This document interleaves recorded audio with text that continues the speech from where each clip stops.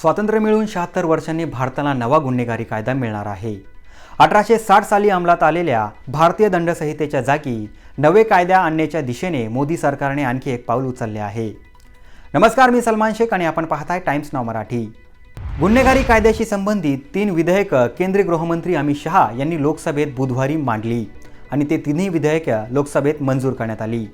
आता ब्रिटिशकालीन राजद्रोह कायदा रद्द करण्यात आला असून अल्पवयीन मुलीवर बलात्कार आणि मॉब लिंचिंग सारख्या गुन्ह्यांसाठी फाशीची शिक्षा दिली जाणार आहे। भारतीय न्यायसंहिता, भारतीय नागरिक सुरक्षा आणि भारतीय साक्ष्य विधेयक या 3 विधेयकांना सरकारने लोकसभेत मंजुरी दिली।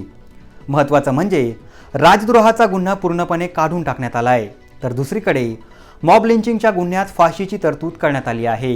ही तिन्ही विधेयकं पावसाळी अधिवेशनात मांडण्यात आली होती। आता त्याची सुधारित आवृत्ती यावेळी मांडण्यात आली। ही तिन्ही विधेयके शिक्षेऐवजी न्याय देण्याला प्राधान्य देणार आहे। नव्या कायद्यात एखाद्या गुन्ह्याबाबत तक्रार मिळाल्यानंतर 3 दिवसात गुन्हा दाखल करून 14 दिवसात प्राथमिक चौकशी पूर्ण करण्याची तरतूद केली आहे। विधेयकावरील चर्चेला उत्तर देताना गृहमंत्री अमित शहा म्हणाले की विलंब आणि आर्थिक आव्हाने देशातील न्याय मिळवण्यात मोठा अडथळा आहे। न्याय वेळेवर मिळत नाही, मिळते ती फक्त तारीख पे तारीख। आता नवीन कायद्यामुळे न्यायव्यवस्थेत बदल होईल।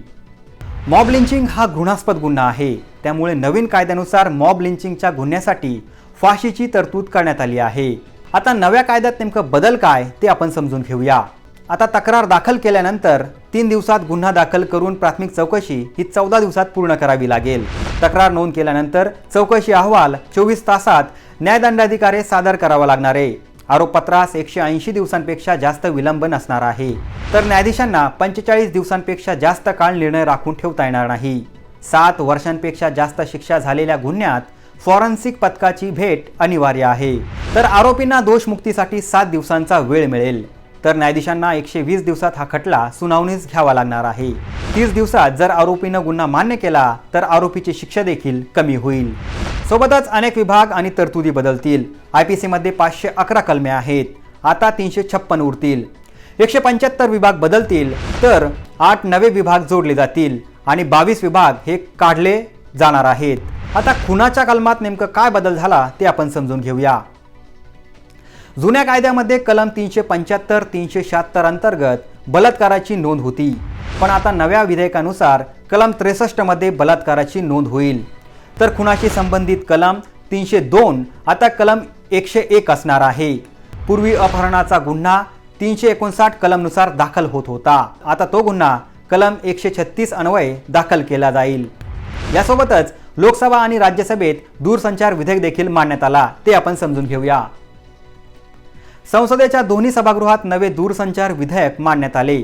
त्यानुसार बनावट सिम खरेदी केल्यास 3 वर्षांचा तुरुंगवास आणि 50 लाखांपर्यंत दंडाची तरतूद करण्यात आली आहे। ग्राहकांना सिम देण्यापूर्वी टेलिकॉम कंपन्यांना बायोमेट्रिक ओळख अनिवार्य करण्यात आली आहे। तसेच ग्राहकांना जाहिरातीचे संदेश पाठवण्यापूर्वी त्यांची संमती घेणेही बंधनकारक करण्यात आलं आहे। ही होती लोकसभेच्या फौजदारी कायदा सुधारणा विधेयकाची माहिती। तुम्हाला हा रिपोर्ट कसा वाटला आम्हाला नक्की कळवा आणि अशाच व्हिडिओसाठी पाहत राहा टाइम्स नाव मराठी।